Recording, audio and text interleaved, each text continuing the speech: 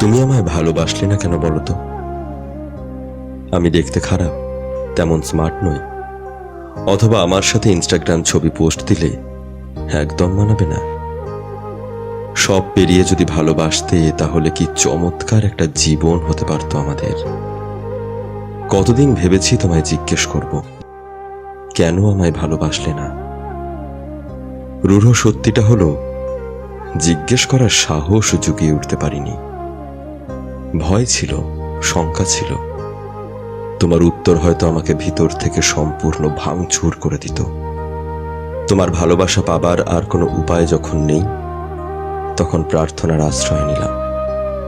আসমানে হাত তুলে তোমাকেই চাইলাম, প্রতিদিন, প্রতি মুহূর্ত।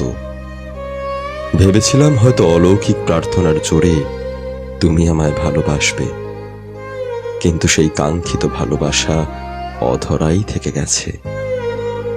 আমি ভুলে গিয়েছিলাম প্রবল ভালোবাসা ফিরিয়ে দেওয়ার অধিকার যে কারো আছে। আমি ভুলে গিয়েছিলাম অলৌকিক প্রার্থনা দিয়ে কারো ভালোবাসা পাওয়া যায় না। অলৌকিক বলে কোনো কিছু বাস্তবে নেই।